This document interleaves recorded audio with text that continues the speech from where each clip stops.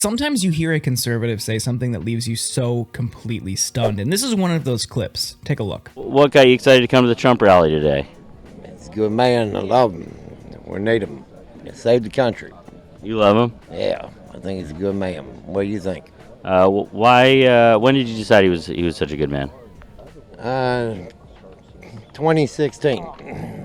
I liked his words, and I like he did everything he said he was going to do, and he did it.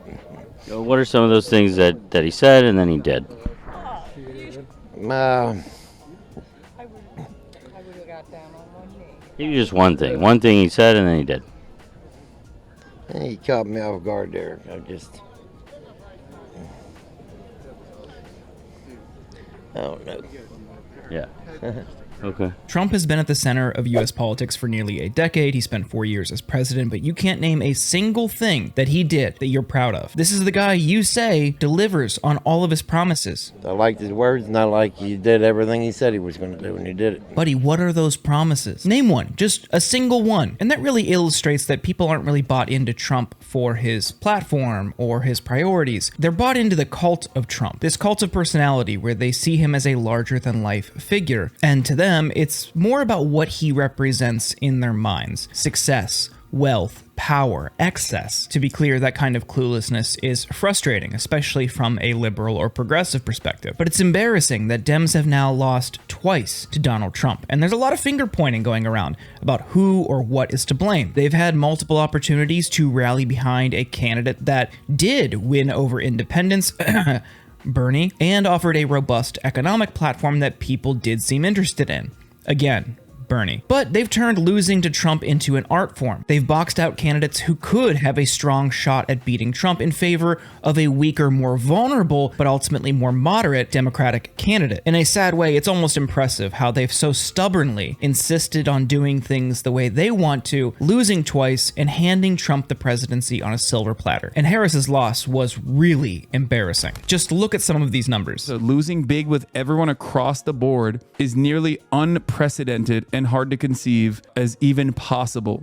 Kamala Harris lost with every constituency except for plus 65-year-olds and white college women. Red wave is an understatement. Across the board, she lagged behind Trump. And now the consultant class is rushing out to say they know what's best, and it's doing the same thing over again. It's moving more to the middle. It's throwing the marginalized under the bus, and to them, the people at fault are the far left. The consultant class needs to be completely ripped apart and rebuilt. They are far too invested in certain narratives that they believe. Is wild that they believe children's sport is a top concern for voters. I know, they see one messaging poll and they go, oh, that's it, we got to kill trans people. But they did that undocumented immigrants too. They don't look at the second thing that's polled in any of those messaging polls. That's what's so frustrating about it. They see the headline. The headline says 60% of Americans want mass deportation. They go, oh my God, we got to do mass deportation. They never look at the second line right underneath it that says 64% of Americans want conditional amnesty for all migrants. They never look at that. They look at 60% of Americans think that trans women should not participate in sports alongside cis women, right? They never look at the second line in that goddamn same exact poll that says 64% of Americans believe trans people are disproportionately targeted. There's a lot of bigotry towards trans people. They never do that. When they don't look at the second line on those polls and they only respond to the first line, they end up normalizing this position amongst their own base. They start scaring their base into believing that, yeah, we got to go more right wing. We got to go more right wing. You're playing on enemy territory for no reason. Launch a counterattack instead of going into your enemy's waters and trying to beat them at their own game. You'll never win there. Now, as somebody who is part of the far left, whatever that means, and someone who is also politically powerless, I'm curious how it is my community's fault. Maybe you're part of that as well. You might be similarly confused because we watched as Kamala Harris spent the waning days of the campaign hitting the campaign trail with Liz Cheney. Is that somebody that represents the far left ideals? And most of the campaign's messaging outside of issues like abortion, which are, yes, definitely important, but clearly were not as big of an electoral motivator as Democratic strategists expected, they spent most of their messaging on Trump is dangerous, Trump is bad, and we need to preserve and protect democracy. Now, you've tried the Trump is dangerous and Trump is bad rhetoric multiple cycles in a row now to mixed results. Surely they thought January 6th would be a bigger motivating factor and feed into that, but it wasn't the case. On the issue of preserving and protecting democracy and our institutions, that really gets to the core of the issue and how they misread the electoral landscape. You need to be at least somewhat privileged to even care about that, and certainly to allow it to be what dictates your vote. If you are living paycheck to paycheck, if you can barely afford your utility bills, if you're not sure if your electricity is going to be on at the end of the month, what does preserving democracy mean to you? Is that going to be the decisive topic when you settle on who to vote for? No, of course not. You're going to vote for somebody who speaks to your material conditions and promises to deliver different results. Sure, both candidates tried that, but many people felt like Trump was better, in part because Harris was tied to the Biden administration over issues like inflation. She refused to break from Biden on many things, but also on the economy. They continued to sell Bidenomics as a success when many people throughout this country did not feel that success. But I think the most damning moment for her was when she went on The View and she was asked by one of the hosts, is there anything different that you would change about Biden's 4 years? She said, no, not that I could think of. Republicans smartly turned that into an ad and then followed that clip with several issues that many people would objectively agree are bad and some right-wing wedge issues, and then said, we can't afford another 4 years of Kamala Harris. But when she's asked if there's anything she would change, and she says, no, you're endorsing everything that Biden did. Yes, you were vice president, but you're basically giving a green light to many things that voters felt were wrong or bad or wanted changed. You're promising the status quo at a time when people want something different. Despite that, some people have tried to say that the right's attacks on trans people were what caused Kamala Harris to lose. And that's just not true. What have I been telling you guys? We fight for trans rights. They have complete equality. They get, whether it's, healthcare, employment, constitutional rights, you name it. And the American people are on our side and the Democratic Party's on our side, and Jordan just showed that to you. 80% of Democrats agree with that, 52% of all Americans agree with that, even despite all of this overwhelming propaganda against the trans community. But the minute you get the trans people playing in, trans women playing in women's sports, it falls off a cliff. And all of a sudden you're down to 26%, let alone undocumented trans immigrants getting taxpayer funded surgery. My guess is that polls around 2%.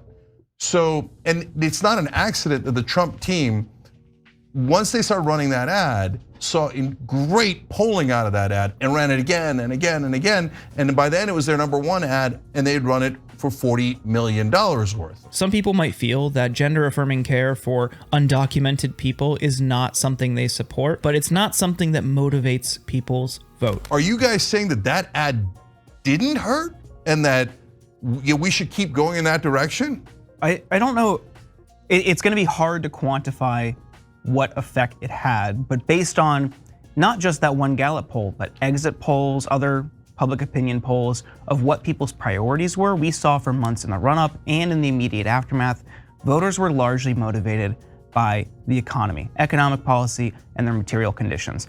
So I think it might have changed the perception, but I don't think it was what motivated people to either stay home or vote against Harris or vote for Trump. You look at where it ranked on that list. I mean, there was 22 different topics on there, and it was dead last. So why did they run it the most, Jordan? Why did it work the best? I don't even think that it worked the best, because I was just in Arizona and Nevada multiple times over the past couple months, and I saw the ad of her on The View saying there was nothing different that she would do than what Biden did. I saw that way more than the trans ad. And then within that, they just conflated the Biden administration, the 4 years of Biden, with Kamala Harris, and they said we can't afford 4 more years of Kamala Harris. You need to be realistic about why people vote, and in many cases, it's purely out of self-interest. People typically do not go and vote out of spite. It's why wealthy conservatives continue to vote Republican, because they promise to lower their taxes. And on the other side, if you are a blue-collar worker in a union, you're going to vote for somebody who offers worker protections. The idea that there is this mass groundswell of people who voted solely based on their hatred of trans people isn't real. And we saw polling that shows that. When Gallup asked voters what their top issue was in the election this year, out of 22 different topics, trans issues ranked dead last. The economy was number 1. And at the end of Trump's anti-trans ad, the point was made, she's for them, he's for you. Think about that closing with any other issue. You could put immigration in there and it would have the same effect. Trump's team leaned into Harris being too focused on the elites, on cultural issues, and on marginalized groups rather than most Americans' working conditions. I'm not saying Trump is going to be better on that issue, it's what he sought to exploit for electoral success. And this underscores the importance of running a robust and intersectional, progressive and populist economic policy. Because if you go out there and say, hey, I'm going to deliver for you and I'm going to protect all of you, that is a winning message. But the thing is, ultimately, at the end of the day, you stand up for these things because it's the right thing to do, not because they're popular. And like you gained ground on marriage equality and gay rights, it might be a similar and long fight, but you shouldn't abandon it or throw them away or throw them under the bus like Harris did simply because it's politically expedient now. Okay, so you're okay with losing the election because you want to fight for those issues. I mean, you just said it. You already lost. That's Okay, not why. all I right. showed you the data. No one cares. No one cares. It's the last ranking issue. You're delusional. The $40 economy- million in ads. The and you think economy no one was cares? the #1 issue for people. No one's going in there and be like, I'm mad about trans people, so I'm gonna vote for Trump. No one did that. You're 100% wrong. The economy, Tons of every people. poll, every exit poll said it was the economy. Right-wing populism loves to scapegoat people. They love to blame people's economic suffering on the most marginalized and powerless. They will never blame it on corporate power. Democrats are afraid to critique or criticize corporate power because those are the same corporations and CEOs that they are seeking campaign contributions from. By not doing that, you create an avenue for hollow right-wing populists like Trump or like a Josh Hawley to exploit. You lean into people's very real economic concerns and you scapegoat the most powerless. We cannot throw immigrants or trans people or any marginalized group under the bus out of political expedience. The pathway to taking power again relies on a strong and firm populist economic policy that appeals to all people and offers protections for the most vulnerable in society. By doing that, and by meeting people where they are, showing them that you care and have a plan for their material needs, totally undercuts the right-wing strategy of throwing immigrants, trans people, people of color, women, whomever under the bus. And ultimately, the Democratic consultant class who is out there insisting that caring about immigration and caring about trans people is what cost Harris the election need to be run the out of Washington forever.